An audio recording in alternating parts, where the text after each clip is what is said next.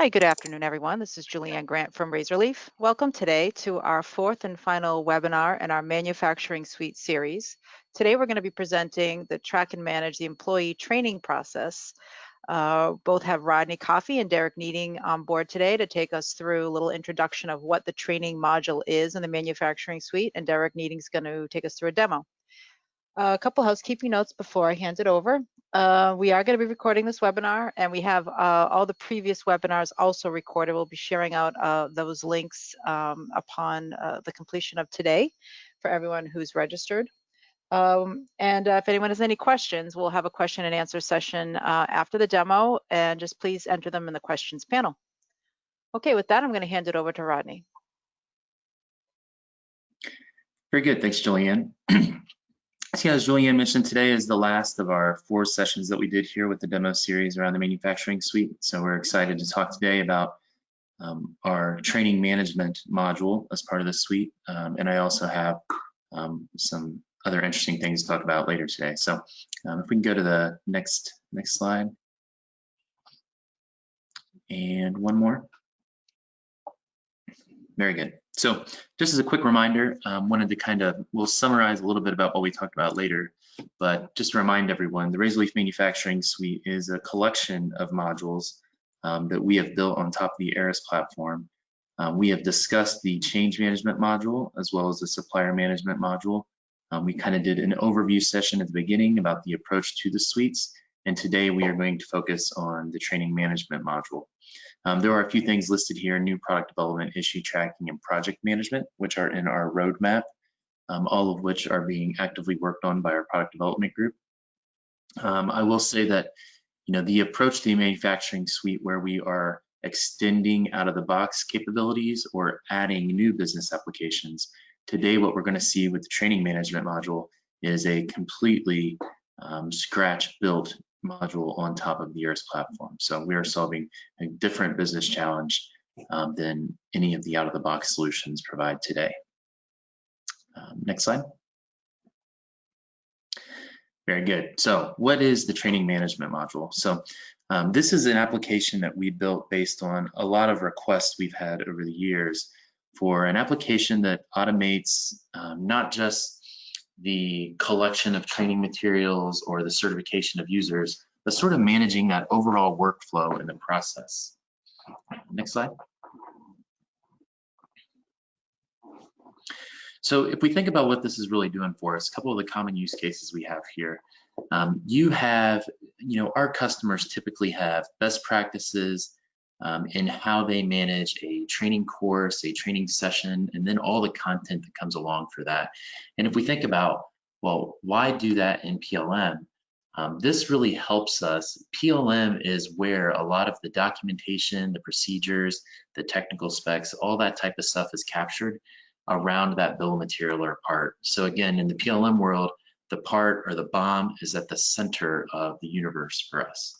So this allows us to take those documents, get them into a training application, and then manage all the certifications and things that are required. So one of the first questions we like to ask when we go into discovery, a lot of times we're looking at an implementation in 2 ways. Are we doing business consulting, helping bring industry expertise to you to shape business processes, or do you already have a good business process and we're simply taking that and building it into the software to help you manage that process more efficiently? One of the easiest questions for us to get to that is, are you an ISO certified company, or do you have compliance documents that document those procedures? Because if you have that, that gives us a great starting point, a great baseline to have those conversations. Likewise, those documents, those certifications, the things that you're audited on also become part of the training path. So for us, those documents also going into the system allow us to better certify users, capture all the things that we need, again, to meet the audit requirements, to meet the certification requirements of your organization. So along the way, we're capturing some simple information here, what the courses are, what the curriculum is. You could actually do the certifications here, and then long-term also being able to go through and report, right? So we see this in a lot of our quality organizations is where this request came from. We have a lot of med device customers that are using things like this and have made this request. So for example, if I need to go in after the first quarter of the year and see, hey, what folks in our organization need to be ESD certified next quarter, by the end of next quarter, I can simply get that list. I can drum up the course, schedule the people that need to do the course, and now all of that's on its way in the next quarter. If there are parts, equipment, things like that that are already in PLM that need to be part of that course or tied to it, all of that data is on one platform, easily tied together.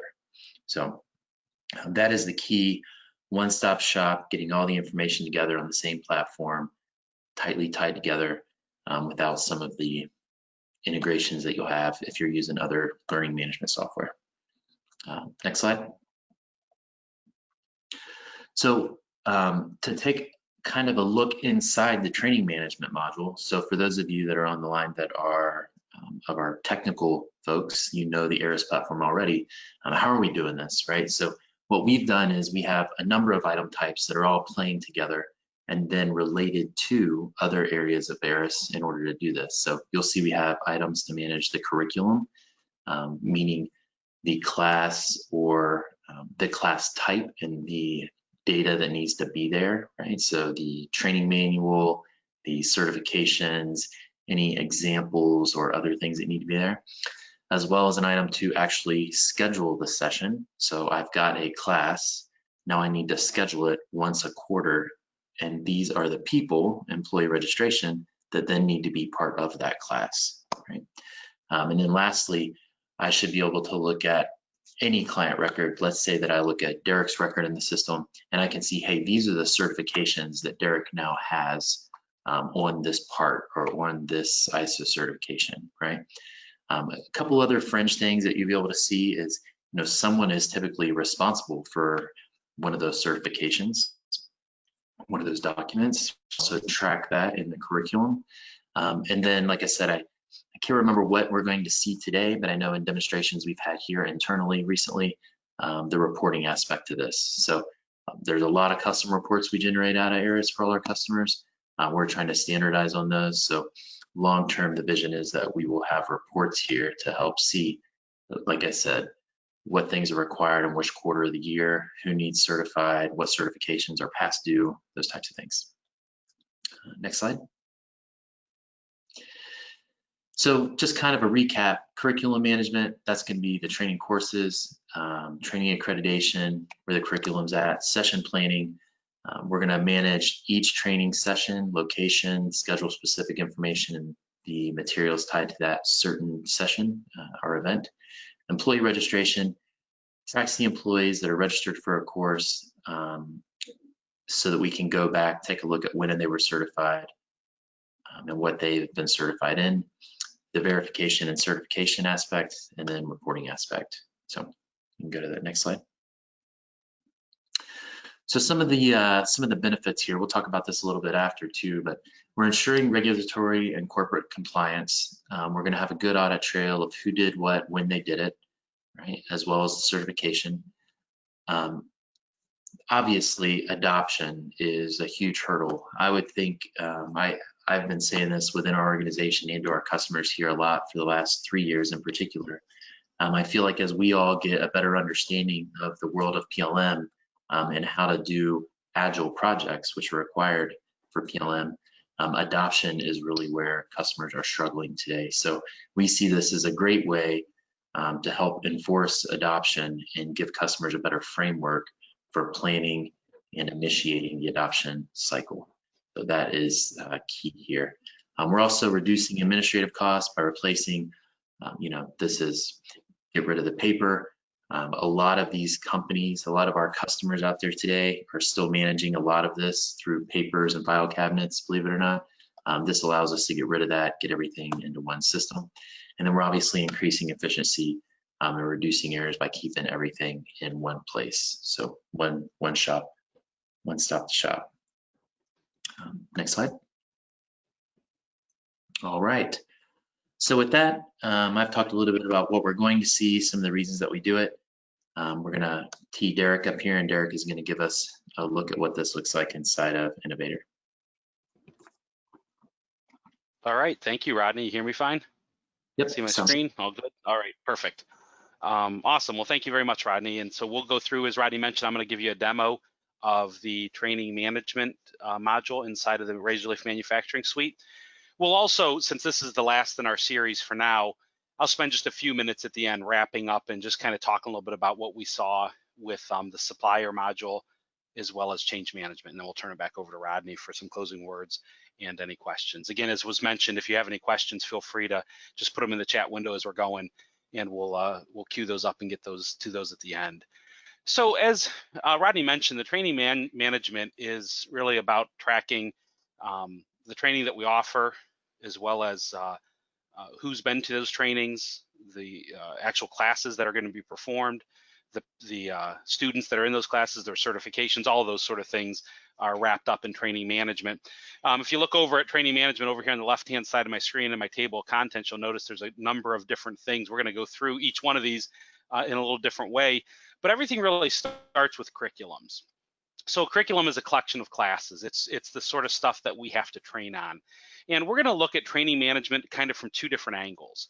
The first angle is the one that Rodney touched quite a bit on, but I'm going to add one to that as well. And the first angle is the idea of tracking training that's not traditional PLM stuff. So when we think of PLM, we think of product, we think of design, think of CAD files, think of quality processes, manufacturing processes, those sort of things.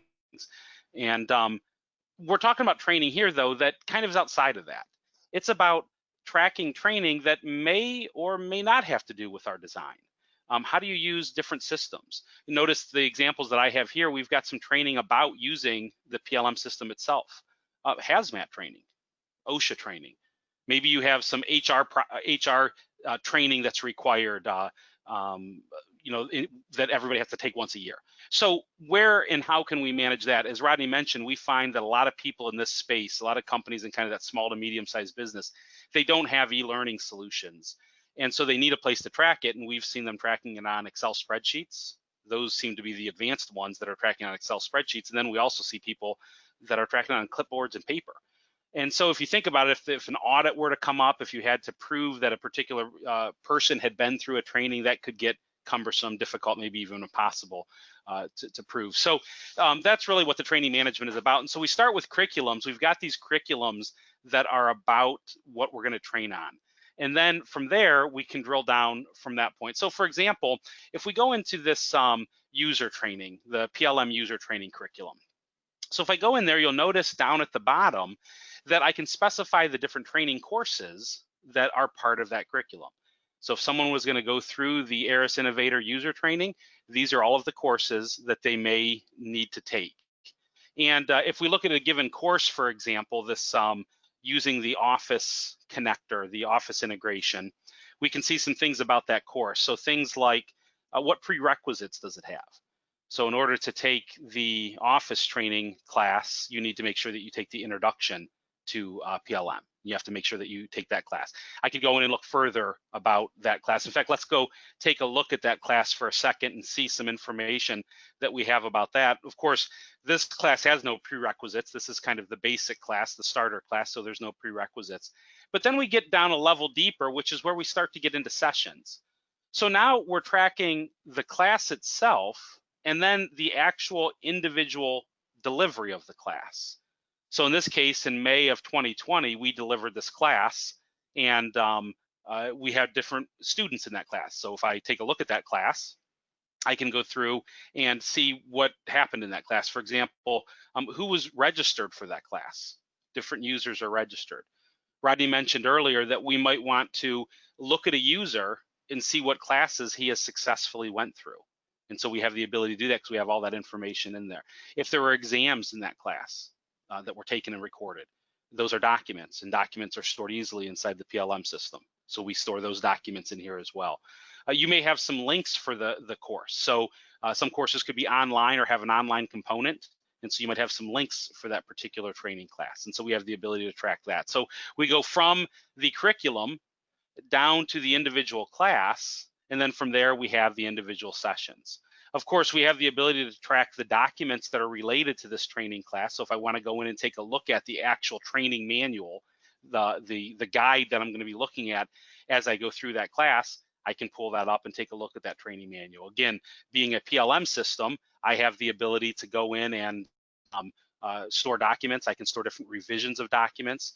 If there's a document that applies to multiple training classes, I have the ability to go through and create links. That's kind of inherent to a PLM system. And so it makes a lot of sense to put these training documents within the PLM system. So we see we've got a student guide for the particular training class that we've uploaded and is available for that particular class. We also can go from that training class, we can go again to links. So a class may have links related to an online component. There may be references that we want to link to. I did a training class myself a few weeks ago where we were connecting to virtual machines over a URL. And so each student had their own URL that they would connect to. So there would be a great place to put a link in there to be able to track that. Any exams that are in there. And then see this last tab, parts, we're going to get to that in a second. So just kind of ignore that for now. But you kind of get an idea of all the stuff that we can track related to a training class. Here's something interesting that we are just finishing up and that will be released shortly, and we're going to be excited to show it to you when it's done. And that is the ability to not only link users to a class, but link a class to a PLM function. And so what I mean by that is, imagine you had a class that was about participating in an engineering change notice.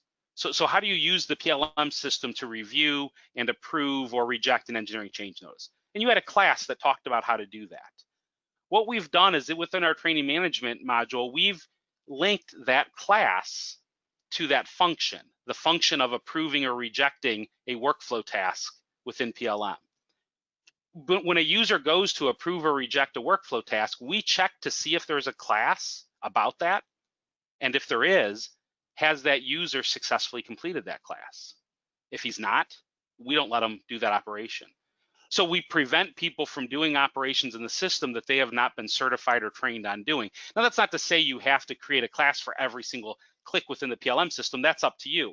But the point is, if you take a class and you link it to a PLM function, we can prevent the user from doing that function if they have not successfully completed that class. So now you're starting to see the link where this thing that doesn't seem like it's kind of normal PLM, you can start to see how it does make a lot of sense to put this inside of PLM.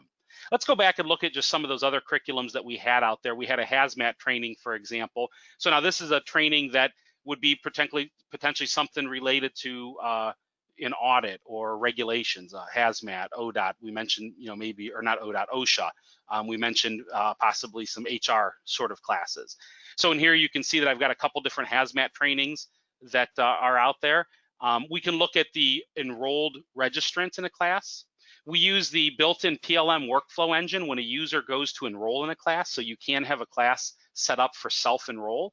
And so a user can go out and enroll in that class. And when he does, we use the workflow engine that's built into Eris to go through and route that registration through the appropriate approval process to allow him to attend that class.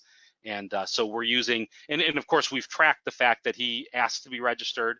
We approved his registration, and then we tracked that he attended the class. And then, as we mentioned before, if there's exams and a score, we can track that as well. So we have, a couple different classes here. This one's about DOT and hazmat and how that works. If I look, for example, at the links tab, you can see that we've got a link in this particular one. So I could go in and take a look at this hazmat training. It tells me that I want to go out to this, this is an online class, a self-paced online class. So I could go out and take that information and then notify the system when I've completed that class and when I'm done with that.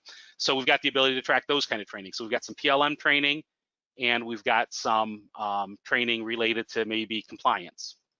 The other angle, I mentioned we're gonna look at this from two angles. The other angle that we sometimes look at training from is when it does relate to our product. So now let's start to think about that digital thread and that digital twin that we're creating. Sometimes we have product that requires some level of training. It may be that we need to train the people that are assembling the product, or it may be that the people that are servicing the product need to be trained. Maybe to manufacture that product, there's particular machines that are used, and people have to be trained on how to use those machines. And we want to verify that the people that are involved in building our product have that training and have the latest training. So for example, I have a training here called Field Service Tools and Procedure Training. And when I go into that curriculum, if I look at the different training courses that are there, I think we only have one in this class, and it's a calibration tool. So how to use the different calibration tools and equipment that field service would use. But here's where this starts to link back to my product. Is you remember before I showed you that parts tab and I told you to ignore it for now. If I take a look at that, I can see that this training is actually linked to a number of different parts within the system. So now again, if you start to think about that digital thread and we think about building in the PLM system all of the intelligence that it takes to build our product, would you agree that training is part of that intelligence? I'm sure you would, that the product can't be built properly without proper training. And so now we're making sure that not only do we know the parts, the materials, cost, quantity, those sort of kind of traditional PLM things, we know those about our product, but now we also know what training does it take to build our product. And using all the stuff we looked at earlier about the sessions, the registrants, the exams, we also know whether the people that are building our product have been through that. Let's take it a step further. Now imagine that there's a change on one of these parts. So we've got a part here that we're going to go in and make a change to, an engineering change. Well, one of the things you typically do when you make an engineering change is you do things like you check where used. So I want to make sure that I know everywhere this part is used, because if I'm going to change it, I need to make sure that those places that it's used are okay with it. You may look at some supplier or manufacturer information to make sure all of that's lined up. Well, we can also look at training information. What if you were making a change to this part that actually affected the training? We had to update our training because the change to the part means that some of the references to that part in the training are now different. They need to be updated. And so I'm sure you've had that case. We've all went out and bought a bicycle for our kids and we're putting it together in the garage. And when we're reading the instructions, they don't quite line up with what we got in the box. You see, there was an engineering change somewhere and someone didn't know that there was some documentation that went with that engineering change. And so the two never got synced up. And so that could happen with our training as well. We could have changes to our product that affect the way we build our product or the training that's required to build our product. And if we don't know of that relationship, how do we know to update that information? And so that's the other angle that we look at things from, is from the product perspective. And so now when you think about building that digital thread and that digital twin, now you've got this full fidelity digital twin, because not only do we have all of the part, BOM, that sort of traditional information, we've even got the stuff that goes outside of that, the stuff that goes into building that product and how it's built, and so that we can ensure the quality and consistency of that product. And so those are the kind of the highlights of the training management module. Let me just kind of go through and do a quick review before we jump into a review of manufacturing suite as a whole. So, you know, as Rodney mentioned, one of the goals is to create a highly trained workforce. We've probably all heard that quote from that guy Zig Ziglar. He's a motivational speaker. He said there's only one thing worse than training employees and losing them, and that's not training them and them staying. And so do we want a workforce that's capable of using these tools? We're spending a lot of money and a lot of time implementing these tools to try to make our processes better. But if our users don't know how to use the tools, they're not going to be as effective. In fact, they may hurt us if they don't know how to use those tools. And so getting that training taken care of is really important. Companies are doing it today, but they're doing it in a very inefficient way. Excel spreadsheets, clipboards, Word documents, and there's no relationship. There's no link to that information. So there's no way to quickly look at this information and see where we are in the training and the progress of training of a given employee or of a given product. And then when you start to think about beyond that and you start to get into some of the regulatory situations, whether it's hazmat or OSHA, FDA, ITAR, any of those things that require that we can prove that our people have been through that training and we have some sort of audit trail, the training management module gives us that compliance. It provides the audit trails and the traceability that we would need to be able to prove that. And so as Rodney mentioned, we're pretty excited about the training management module.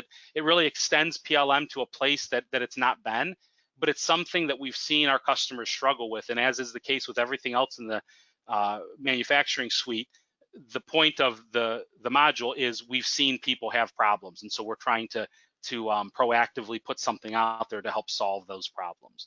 So that covers training management. Let's just take just a couple seconds and go over just a few of the other things that we talked about through this series. Remember, the first thing that we looked at was suppliers and supplier management. So the idea of supplier management was Of course, out of the box, the PLM system gives us the ability to track some basic supplier or vendor, sometimes use the terms interchangeably, but some basic information, contact kind of information. Well, we want to take that a step further and actually put some supplier qualification information within the system. So for example, you remember when we did the demo that we were making a change to this keyless chuck. And so the ability to give supplier data to the engineer that's making that change early in the process is only going to help. If he proposes a change that as a procurement group we have trouble fulfilling because we don't have any valid suppliers, or the suppliers have a lead time longer than the engineer knew about, that's going to cause downstream problems. So for example, if I take a look at one of these keyless chucks and I go in and take a look at it, I can see that we've got suppliers available. And in this case, this comes from Interstate Supplies. But they're uncertified. You see, so if I'm an engineer making decisions on what parts I'm going to use, am I going to use this supplier? It's available from, or this part, it's available from one supplier, and that supplier is uncertified. If I want to go in and look and see why that supplier is uncertified, I can go through and see what happened on their last audit. And we can see that there was a problem on their last audit. In fact, I could go in and actually look at the corrective action that was initiated. And if I wanted to, I could even pull up that corrective action and look at the documentation, look at the Word document that was involved and all the comments that are in there. But the point is, we're taking the supplier information and we're storing it in the system that's very close to the point where decisions are made about what parts are used. Take a look at another keyless chuck here. And if we look at their suppliers, we can see that we've got a couple. Interstate's on there, they're still uncertified, but we've got McMaster-Carr also, and they're certified. So now I know that using this keyless chuck is a better option than the one before because we've got some suppliers that we can get this from. If we take a look at a supplier, we just looked at the fact that we can look at things like corrective actions and audits and those sort of things. We also do some stuff where we are able to store documents about the supplier. So there might be contract documents and those sort of things. Supplier parts. So what are all of the parts that we get from a given supplier? What if there was some supplier issue? A fire in a warehouse, there was some problem with that supplier. Wouldn't it be nice to know all the parts that we get from that supplier so we can take the appropriate action to mitigate the effects of that particular problem? Lastly, let's take a look at one last thing that we looked at when we were taking a look at the supplier information within the manufacturing suite, and that is some of the scorecards that we do. So as we have these suppliers in the system, we have the ability to go through and track information about them. We saw some of the audit information. We take that information, we store it in the system, and because it's stored in the system, we have the ability to go through and start to graph and map and create dashboards of that information. We can even take the information about multiple suppliers and compare them to each other. So maybe I want to look at a supplier and take a look at what his particular scorecard is. So I want to see, how does he perform? And so in this case, you can see we're measuring two things. You can measure as many as you want, and the list of the things you measure is completely up to you. These are just two that we threw out there, and you rank them. And maybe monthly, these suppliers are ranked, or quarterly. And then I can kind of see from a trend perspective, what's happening? How's this supplier performing? Again, I could compare against other suppliers and see how they're doing. And so that again is taking that supplier information and putting it at the point where decisions are made about what our product is going to look like. So we think that that's going to save time, it's going to save money, and it's going to help out those that are involved in those decisions. Last thing we'll look at, just to review, is the change management stuff that we went over. So that was our last webinar that we did, which was change management. And change management has all kinds of neat stuff in it, and in the couple seconds I'm going to take to review it, we won't have time to go through everything, but let me just show you kind of the highlights. Change management is about taking the super powerful change management workflow engine that's already built in ARIS and extending it a little bit further. We found over our years of implementing ARIS that we were frequently getting asked to do the same tailoring and customization for each customer, because while the workflow and change management engine built in was great, customers wanted just kind of that next step, and they wanted very similar things. So we created this product to try to address that. And so you remember, one of the things that we talked about was that we have created different types of changes within the change management module. So when I create a new ECO in this case, we can classify that ECO in one of 3 different ways. And we've got production ECOs, prototypes, and quick change. Production is just what you get out of the box. That's how that works. It releases it to a Rev A, and or if it's a change, it's a Rev B, and so on. We added prototype. So prototype gives us the ability to actually use a different revision scheme. We had a lot of our customers asking us, when I'm in prelim or prototype, I like to use 1, 2, 3, 4, 5 as my revs, and then I release to Rev A, and it's ABC from that point forward. They also told us that they had different processes. So the release of a preliminary part was different than the release of a production part, probably less intensive to release a preliminary part. And so we created different workflow paths along with different revision schemes when you do a prototype. And so now from this point, when I release this, I can choose to release it to prototype or production. It will go down different workflow paths and even use a different revision scheme. And that's pretty neat that we can have different revision schemes than the out-of-the-box system has. We also added the ability to do a quick change. So the idea of a quick change is the thought that you may want to make a change to a part that's really not a form, fit, or function change, more of a correction. There was a spelling problem on something, and so you want to go through and correct that spelling problem. But you don't want a rev to happen, because if a rev happens, that can have all kinds of ramifications, particularly if you're in some sort of regulated industry. And so you don't want a rev to happen, but you just want to make that change. Well, out of the box, there's really no way to do that. So we've added through a quick change the ability to go through and make a change to a part. We still record all the changes, so we'll still have a copy of the drawing with the misspelling, and then we'll have a copy of the drawing with the correction. The difference is they're both going to be Rev A. We're not going to increment the Rev, or Rev 1 if it was preliminary, but they're both going to be the same Rev.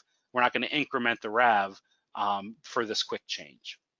And so that's been pretty powerful. A lot of our customers have liked that. Saves tons of time. There's studies that say a given ECO costs $7,000 or whatever the number is. And so if you have to add a new ECO for a simple change like that, there's a cost to that.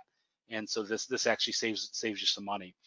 We also added the ability to do what we call a float. Actually, out of the box, Eris calls it a float. But the idea is that when a rev happens to a part that's used somewhere, you want the where used of the previous rev to now have the where used of the new rev.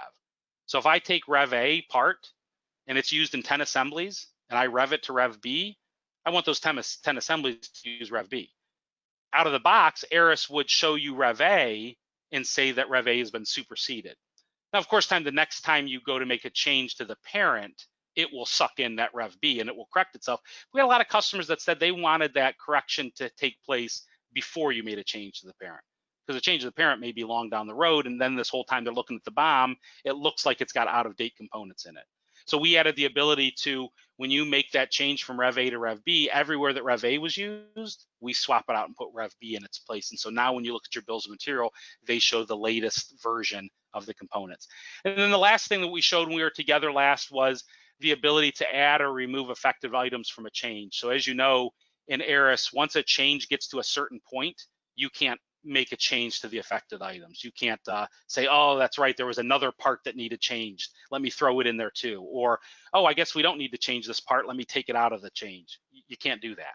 Once it gets to a certain point of its maturity, the affected items are set. We added the ability to actually add and remove affected items. So you can go in and you can say that, oh, you know what, I don't want this part to change. Let me take it out of the affected items list. And in fact, if that part had already revved, we would undo the rev, which is another feature that we added as part of the change management suite, is the ability to undo or cancel a revision. And then conversely, you can add items to the affected items list also. So once a change is in process, we have the ability to go through and add items. Again, keeping us from having to create a whole new change notice just because one part got missed as we are trying to define this change notice. So hopefully that's a nice summary of the 3 things that we've showed in the manufacturing suite. So we looked at training today. I hope you got some good ideas on how you might be able to use training. We did a quick review of supplier and change.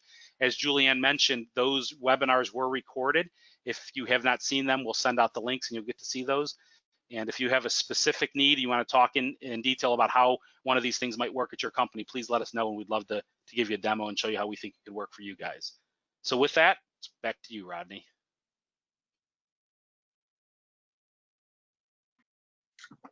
Very good. Thanks, Derek. That was great. So we go to the next slide there.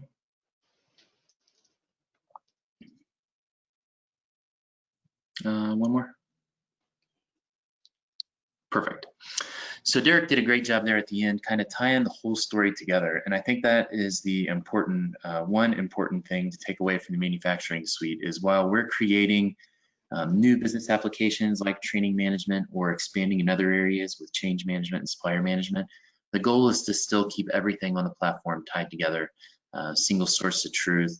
I always like to use the 7 degrees of separation. Any point of PLM that you come in, you can get to other related data that is important to you. So if I come in and I want to look at a part, I can see all the suppliers, all the training, all the changes tied to that part. If I'm looking at a single change, I can see any changes that would roll up to that, as well as the parts tied to it. So no matter where I enter the maze, I can always get to the important data that's related to that. We'll go to the next slide here. So I wanted to let everyone know, as I mentioned earlier, this is the last of our sessions, track and manage the employee training process. But we have all the other sessions recorded. They are up on our website at this point. And we are actively looking for, particularly with training management, new and early adopters. So I would encourage you to reach out to me or reach out to one member of our team to discuss that further. We're looking for case studies, customers to work with to help shape the product, as well as develop future roadmap. So you can see the URL here listed in the PowerPoint. You can also get all this information on our website. Next slide. So I thought it would be fun to kind of wrap up today with a little bit future vision with some things that have just happened probably here within the last year. So in our initial session, I showed this roadmap, kind of how we got to where we were at today. And we started this session around the end of March, or started talking about that. So I had the March 2020 plus with the question marks here. I thought it would be interesting just at a high level to kind of talk about some of the things that are ahead that I think will excite some of the folks in our audience. So we can go to the next slide. So as we've mentioned already, I've talked about issue tracking and program and project management. Those two items are in the roadmap, due out later this year, actively being worked on. We actually have a number of clients who have implemented those things via services. The productizing of them is what we've had active, but there is some newer things, like I said, here in the last year we've been working on that have also been in the product roadmap. And I actually just had a really good call with our product manager this morning, and I asked if I could share some of these things, and fortunately he gave me his blessing. So we can go to the next slide. There's two big areas I want to talk about here. One of the things that we're looking to launch here pretty quickly, I think, is the ARIS Productivity Pack. So one of the things we're going to do is, as we've talked about the manufacturing suite, we've talked about very business application-centric things built on the platform. So change management, supplier management, training management. The Productivity Pack is going to be more so sit on top of the platform and help you across the board no matter what business application it is. So we've got a whole list of things that we're putting into here. Really where most of these things come from is from years of doing implementation. So we've worked hard to take custom code that we've used at a whole number of customers and start to standardize on it, manage it, and build it into the Productivity Pack. So a couple things that are more exciting here is the workflow and assignment manager. So the auto assignment of tasks to owners or people who are participating in a workflow. And then we actually have a config item built for the administrator to look at a certain item type and choose what the required fields are at different points in the workflow. So this workflow and assignment manager will, it'll add an admin configuration item to the system and then allow you to do all that from a single place rather than having to write all the method code that typically goes along with that. Same thing with the field validation item. The classification picker that's built in there will allow us to automatically create some dialog boxes to almost walk the user through For those of you who are familiar with SAP or products like 𝑘𝑾𝑠huttle, actually allow a customer to go through and be kind of prompted through the master data entry. So enter the fields in the order of which you would like them entered. So again, giving a little more control to the administrator, creating a better end user experience. And then I know I have some customers on the line and some requests in right now for 2 other things that we're definitely excited about launching. The Visual Studio integration for developers. This is actually something that we've used internally for a really long time. And we're kind of bringing that to the forefront to give to our customers. We have a lot of customers right now who are learning how to do their own development, manage packages, and be able to roll that stuff out. The Visual Studio integration is going to be great for that. That's going to basically add IntelliSense and some debugging capability to your method code writing. Alongside that is the environment diagnostics and packaging tool, which will allow you to baseline, report on the differences between your packages and the environment. And then there's some tools in there to help you package all that up and roll it out as well. So I'm really excited about that, in particular for we probably have 8 to 10 customers in that boat today. And then last but certainly not least is the out of office delegation tool.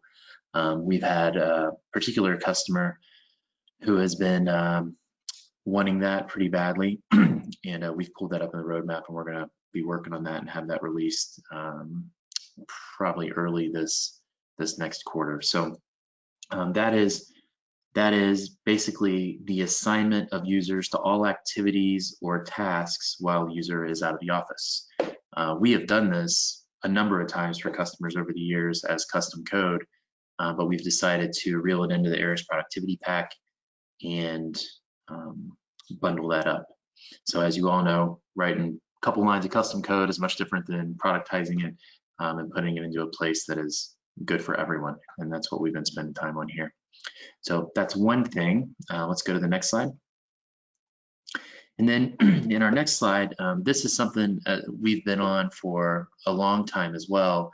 I'll say that we kind of started on the right and we have came to the left. So ARIS TDP. So for those of you who aren't familiar with the acronym TDP, Technical Data Package. So I want to click on a supplier, a part, a BOM, and I want to get the digital thread that is related to that. So there's really 2 flavors of this. We have 2 types of requests. I would say that more so in our normal manufacturing, product manufacturer channel, we get a lot of requests for some basic capability to do these things. That's what we're calling ARIS TDP Lite. And then in our aero and government business, that request goes much deeper. So as we start to think about digital thread, digital twin, really seeking that vision, sharing the entire digital twin, tongue-tied today, digital twin with our suppliers, our manufacturers, our vendors, then that gets, there's a lot more heavy lifting there. So what we wanted to do was be able to split this into 2 offerings, something lightweight for most of our product manufacturers that allows them to click apart a BOM, get the manifest of that, so what parts, BOMs, documents are included in that, and allow them to extract all the CAD data with it and get that out to a zip to share with someone internally or externally. And then on the full ARIS TDP, not only get those manifests, but additional reports. Let's say that you need to take all the CAD files and translate them all to step files in order to give to a supplier. You can do that. There will also be selection tree capability. So I want to go through the total TDP tree and kind of pick and choose what I want to expose to those suppliers, as well as some output templates, watermarking. You can schedule these packages. There's a much longer list actually for the entire TDP on the right, but these are things that we've been actively working on. So we've been able to pull these 2 things into the product roadmap. We're looking at these things. We are, just like the suites, actively looking for customers who want to help us shape this, test this, use these things with us. We don't have an official beta program yet, but it has something that's been discussed here. But please, if you're interested in these things, you have good ideas, definitely reach out and let us know what you're thinking. So next slide. So with that, I wanted to open it up for any and all questions. So questions related to the training management stuff that we saw today, any of the other suites that we've discussed along the way. And if you have a couple questions about some of the new stuff, I can try to address those best I can as well. So with that, we'll open it up for questions.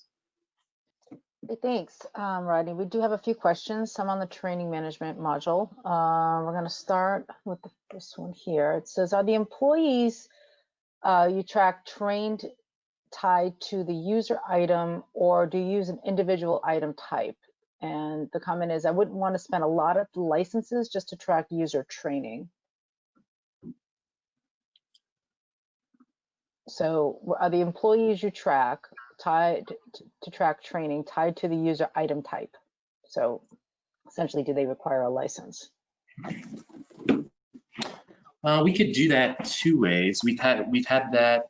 That is a pretty common question / request.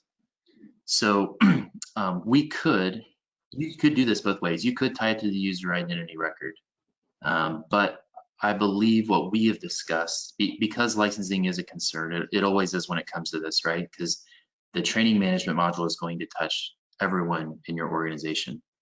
So what we've done is we've created a separate item type that can be the user records, so that you can track that without requiring a license for everyone.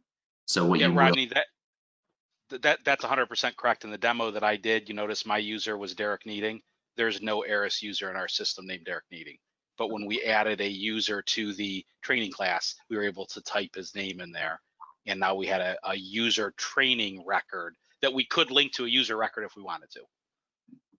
Perfect. So to take that a step further, to think about how do I implement that, that item type is existing. So you could go in and create all of your users, even if you don't have a licensed user for everyone. And then what you would likely have is a training coordinator, or someone who will coordinate the collection of that. And then in the background, something that we haven't done, but something that could be considered, is writing notifications or other things that could notify those users, even though they're not a licensed user. But yeah, licensing is definitely something we've considered in developing that module, because we know that we want you to use it to manage the whole organization, and that gets pretty pricey if you're looking at licensing. Great. Next question. Training data may have expanded requirements when it comes to protection of personal data. Was this already taken into account for this feature? Yeah, I think with the base permissions model, you could, depending on who you want to expose that information to, it could be where only Derek sees what Derek's certifications requirements are, and maybe Derek's boss, right, that training coordinator we talked about. Or it could very well be that if you wanted it to, it could be open. But you could, that's just a configuration of the application, not necessarily anything that's hard to do, or we're not pigeonholed into one solution there. It would just be based on the user permissions. That's a great question, though. Great. Next question. Some of your shown improvements remind me very much to existing community projects. How much of these are based on existing community content? And if things are based on the community content, will you share your improvements to the community?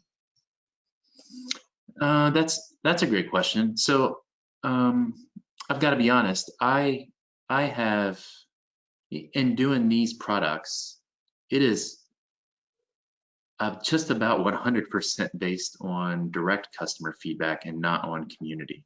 So I don't know that I have, and again, I'm being transparent here. I don't know that I've looked at what we have and compared it much with the community approach. It's really, these requirements are really being driven, and these products are being driven by our customer base, which, I mean, as we mentioned in our introductory, we have a pretty large ARIS and PLM Accelerate customer base. So I think that's where the requirements are coming from. I haven't considered taking a look at what's on community and comparing. That's probably just, honestly, it's probably something I should do that I have not done at this point. But I don't think, for the things that you're seeing here, until there is an app store-like approach, we would probably not have these things on community. Okay, great. Next question. Will dynamic product navigation be part of TDP? It is I know for a fact it is in the requirements for our fully featured TDP. So not in TDP Lite, but it is something that is in the ARIS TDP package. So like I said, the list that I showed on the screen there, that list is probably a third of what our product manager has for TDP. It's pretty involved. Great. Another question. Minerva also offers a data export tool. Wouldn't it be cool if partners and ARIS could join to build a unified standard for data packages? I think we have some ARIS colleagues on the line that may have heard that are more equipped to answer that than I am. I'm not sure who might be able to answer that. I think the answer is yes. That would be cool. That would be cool. Yes. We're always trying to collaborate with our ARIS colleagues. Like I said early too, you know, as we developed our product roadmap, we're trying once a quarter to make sure that we have our product roadmap and the things we're developing in the hands of the ARIS folks. That way we're not stepping on each other's toes. You know, we rely on ARIS to manage what we're doing compared to our partners, obviously, or our competitors, I should say. We're obviously not sharing product roadmap with our competitors, but where there is overlap and we see it, we try not to do the same things, right? So if we see, you know, our competitors out there focused on an area, we tend to not try to overlap there. We want to fill the gaps, make the platform better overall, which is ARIS's goal, not, you know, provide multiple solutions for the same thing. Sure. And you know, that's something we can follow up with ARIS about and maybe provide a formalized response in a blog post subsequent to this this webinar. Yep. Okay. One last question. We have dabbled in other learning management software, but haven't really seen the value. What makes this different? I think the big thing, we have also done that internally, and we have some customers who have dabbled with some other software, whether it be free or, you know, there are some paid versions of, you know, we're calling this training management. If you look at it in the market space and you're looking at what the kind of coined software term is, it's learning management system. I think what makes this different and more valuable is, again, the one-stop shop, right? Being able to have everything on one platform. A lot of our customers are already migrating MES. You know, I recently just talked to someone and we were talking about, hey, some of the things you're doing start to look like what we're doing in MES, right, or MRP.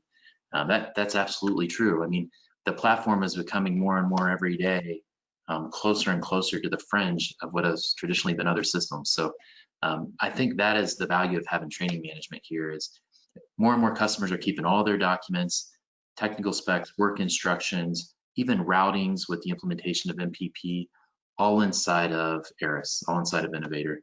Having this solution allows us to add that adoption layer and put everything on one platform all tied together. So again, you know, we're renowned for bubble diagrams here at Razorleaf.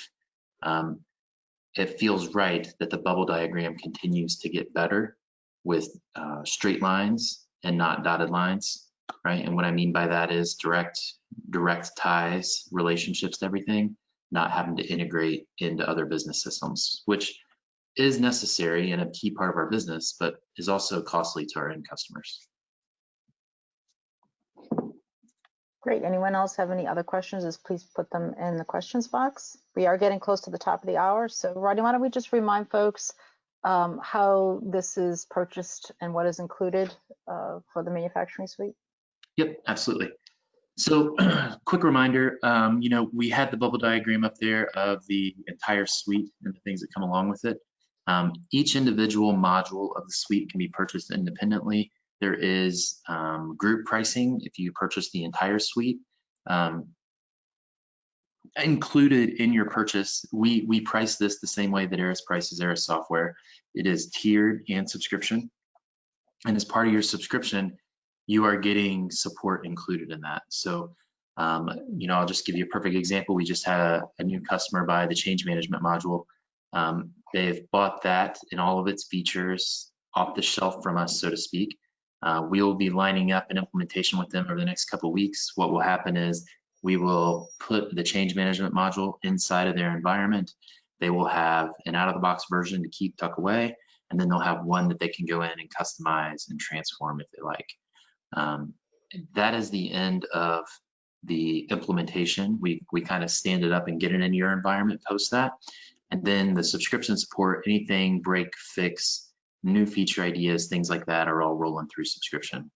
I believe right now we are kind of biannually, so twice a year, touching base with those customers to report on any new features, new functionality, things that we have developed that are part of the suites. As a subscriber, you get anything that we create new in the modules that you have. And then we're leaving it up to them to decide when they want to roll that out. So similar to your ARIS upgrade. If we roll out brand new reports for change management and you say, yes, we want those reports right now, that's pretty easy for us to do. We get into your environment, we roll out the new reports, and then now you have those to customize. If it's something where we've added a completely new workflow, or we've created a completely new form and relationship, that might be something you want to consider for, maybe you wait till your ARIS upgrade, or maybe you wait for a certain time. So as I think everyone on the call knows, we are a true ARIS reseller, I'll say. So we handle our own ARIS subscriptions and tier 1 ARIS support. So our manufacturing suite support runs through that same support desk. So those same value-added folks are the ones that are supporting our manufacturing suite. Great, we did get one more question, and let's get it in before we have to close out here. Is MPP a big topic for Razorleaf? The applications right now are not very actively driven by ARIS. I wonder if MPP is more in the focus of partners. Example, Razorleaf improved change management. Do we also have plans for MPP? Oh yeah, great question, right? So we didn't get to talk much about core PLM stuff as part of this demo series. We've talked about doing a user group, doing some other things to get these questions answered, but it's a huge focus for us right now, particularly this last year, 2020. So we had, I think we have a lot of customers who are now reaching beyond bombs and change and want to start to use other more advanced things on the platform. MPP felt like the natural place for us to go with that next. So I think we've got 3 customers in the hopper to implement MPP later this year, and we've got 2 customers right now that are actively implementing MPP. So we made a concerted focus early this year to make sure our consultants were up to date with how everything worked, what the pitfalls were, best practices around that. We met with some customers to gather that experience and be prepared to roll it out. So I'm not going to say it's for everybody. If you're not doing change and regular BOM management yet, you probably need to start there. But if you've already done that, you should absolutely be looking at MPP. And like I said, we are prepared to help you do that. So you can also send that stuff over to me or to our ARIS community at razorleaf.com. Great. All right, well, thank you, Rodney, and thank you, Derek, and thank you everyone for putting your questions in the questions box. That definitely helped clarify several things that Rodney and Derek shared today. So this concludes today's webinar. We are at the top of the hour. We want to respect everyone's time. If anyone has any further questions or would like a follow-on conversation, Rodney and Derek are certainly available to take a call or send them an email.